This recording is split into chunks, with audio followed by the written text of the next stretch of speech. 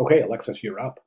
Let's see. Okay, good job, everyone. Oh, wow, I agree, man. I'm blown away. I mean, the work this class is putting out is just beautiful. Just one after the other. It's good stuff. Okay, so thanks for mentioning that, Alexis.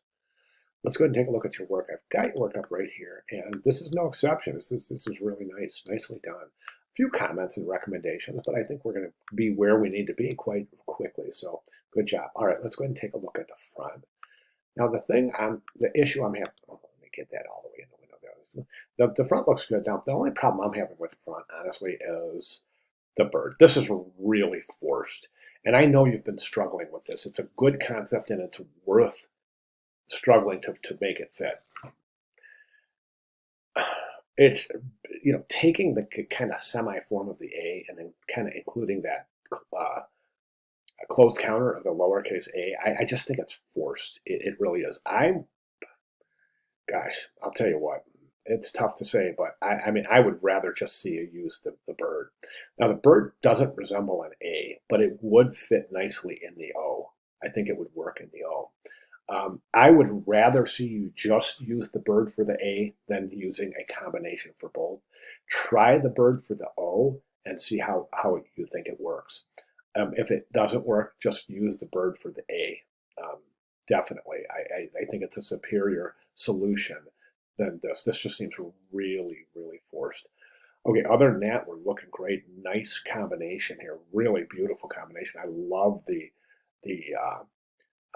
kind of more delicate but substantial attributes of the sans serif, and then up against here in terms of a nice variety presented with this kind of beefy modern Egyptian serif typeface. So really nice combinations there, looking great. Plus the bird is actually establishing your color palette for the back of the poster, so that's cool.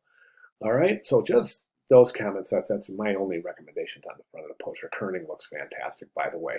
Back of the poster also looks very good. Now, one thing I'm seeing is you've got the drop cap set in blue, but there's no other blue in the back of the poster. Therefore, we're kind of seeing a little bit of a lack of harmony. If you want to use a drop cap for the back, I would incorporate some of that blue into this main color bar where you've got his name presented.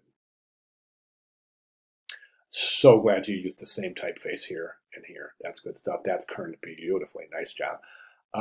So anyways, yeah, think about that. If you don't want to change this banner color, just go ahead and change the drop cap maybe to something else represented in this color bar. Okay, got some issues here because we're looking at your typeface. I'm sorry, your typeset for your body copy. We need to use, okay, old style numerals or reduce the scale of these. This is all covered in the tutorials in the course announcements. Superscript.th, small caps for where applicable. Definitely, these are things that are going to be checked. As a matter of fact, let me show you my list. You can screenshot this and make sure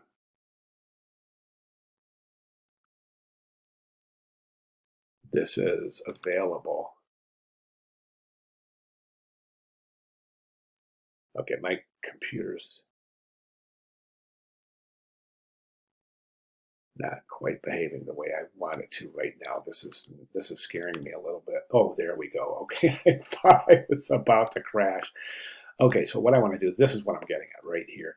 This is what I'll be checking for. And this is also in the course announcement. So, but these are all fair game specifically, and I shouldn't say specifically. I should say all of these are of relevant importance.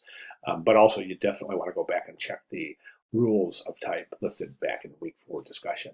So all that is applicable. So let's go through here. So we've got superscript, old style numerals, or reduce the scale. We've got small caps. Okay. Other than that, we're looking good. Okay. Regs need to be adjusted, definitely. And again, that's all covered in the video, but these regs are forming these wavy patterns, and that's something you don't want. Okay, you don't want these kind of wavy patterns. And it's all covered in the video. Let's go ahead and take a close look at the timeline. I'm sorry, old style numerals, and then You don't even really need a comma. You have 1950 S instead of apostrophe S. A and C, there's small caps, but no widows in the timeline, so that's good.